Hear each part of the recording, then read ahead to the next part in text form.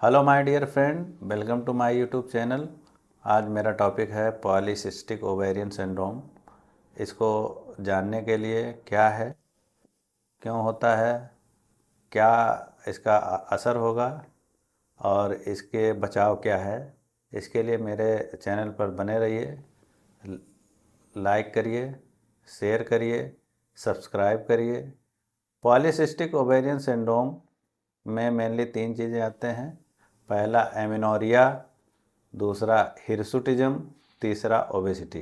Amenorrhoea मतलब absence message, hirsutism का मतलब है फेशियल हेयर ग्रोथ और ओबेसिटी का मतलब है मोटापा। तो ये तीनों मिल करके पॉलीसिस्टिक ओवेरियन सिंड्रोम में आते हैं। और ये पॉलीसिस्टिक ओवेरियन सिंड्रोम में क्यों ऐसा होता है कि एमेनोरिया हिर्सुटिज्म में ओबेसिटी होती है, इसका सबसे मेन रीज़न होता है एक्सेस एंड्रोजन प्रोडक्शन। अब ये ज़्यादा से ज़्यादा जब एंड्रोजन बनने लगेगा तो ये असर डालेगा रिप्रोडक्टिव पर, एंडोक्राइन पर और मेटाबॉलिक फंक्शन पर। ये तीनों फंक्शन पर असर डालेगा और इसके असर से एमेनोरिया, हिर्सुटिज्म, ओबेसिटी हो जाएगी।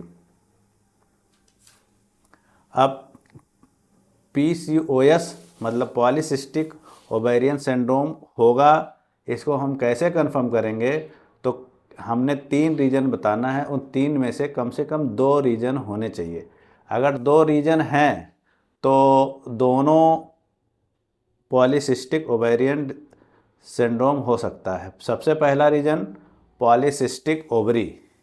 पॉलीसिस्टिक ओवरी का मतलब है अगर 12 या 12 से ज़्यादा पेरिफेरल फॉलिकल्स सिस्ट हो और जिसकी साइज, ओवरी की साइज 2 से 9 mm या उससे ज़्यादा 10 सेंटीमीटर स्क्वायर हो, तो पहला ये हो गया। नंबर 2, हाइपर एंड्रोजेनिज्म का साइन हो, मतलब मेल सेक्स हार्मोन ज़्यादा प्रोड्यूस हो रहा हो, उसकी वजह से हिर्सुटिज्म हो गया हो या फेशियल हेयर ग्रोथ हो।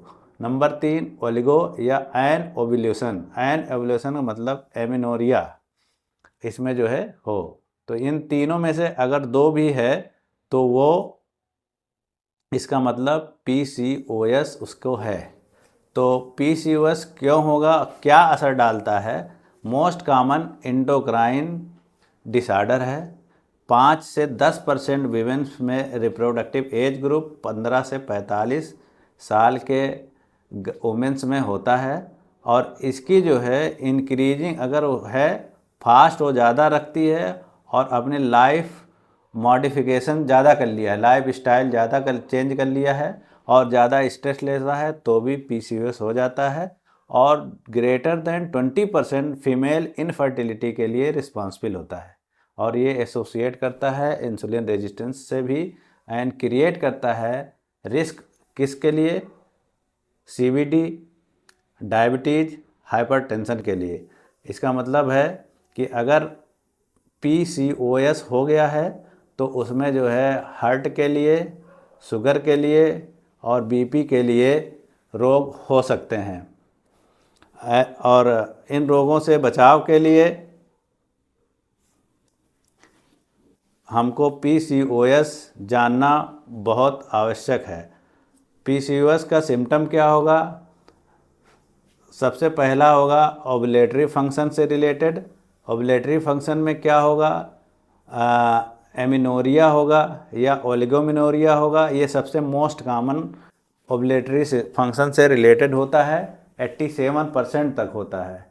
इरेगुलर यूट्राइन ब्लीडिंग होगा। इरेगुलर यूट्राइन ब्लीडिंग मतलब उसकी कभी मेंसेस घट बढ़ जाएगा या ज़्यादा होगा या एक महीने के अंदर कई बार होगा या बहुत 45 दिन 2 महीने पे होगा। और तीसरा इनफर्टिलिटी होगा। दूसरा इफ़ेक्ट क्या होगा सिम्टम से? एंड्रोजन जो एक्सेस हो जाएगा मेल सेक्स हार्मोन्स की वजह से, हिर्सुटिज्म हो जाएगा, फेशियल हेयर, एक्ने या एलोपेशिया हो जाएगा।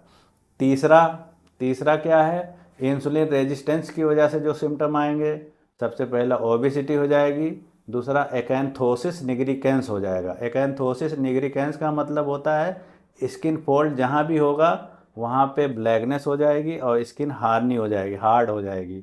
मतलब जैसे neck region, inner thigh region, axilla मतलब आर्म पिट रीजन, तो ये सब होने के ज़्यादा संभावना होती है और ये सब सिम्टम है। अगर ऐसा है तो इसका मतलब है कि उसको PCOS है।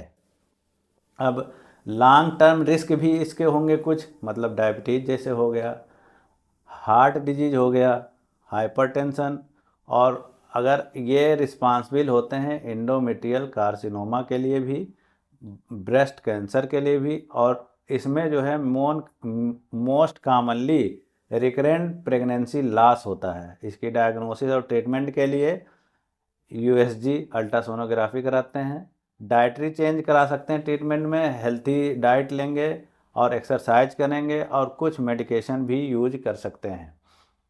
थैंक यू, धन्यवाद मेरे चैनल पे बने रहने के लिए।